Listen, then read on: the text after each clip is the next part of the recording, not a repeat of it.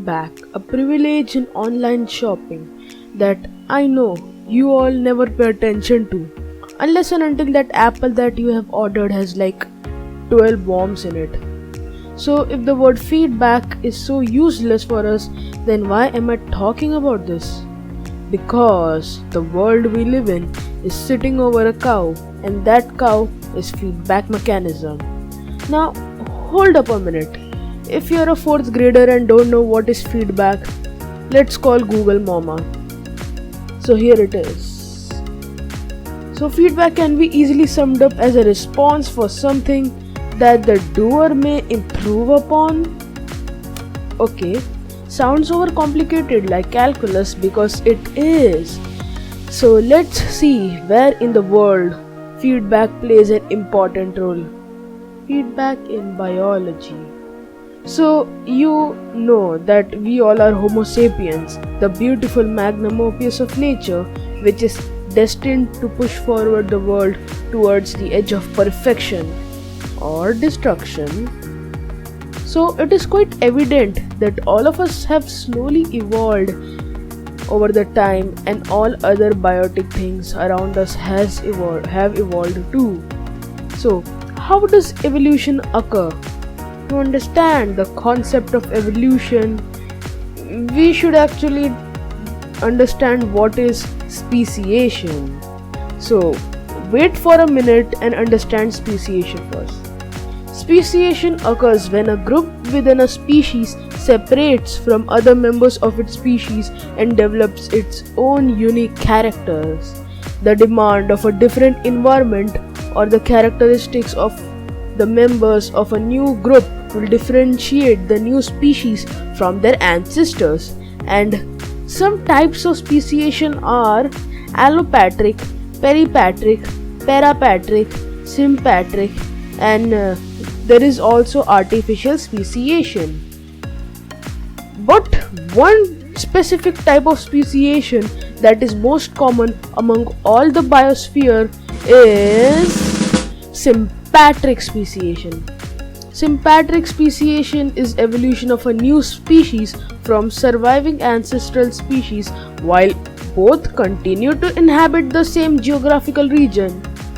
So, consider a group of beetles who live on an island and eat dead plants and animals. But suddenly one day, a group of beetles get strong teeth which allow them to feed on small mites and aphids. This increases their chances of survival, and so a group of beetles with strong teeth mate together and slowly separate themselves from the rest of the beetles, thereby forming a completely new species.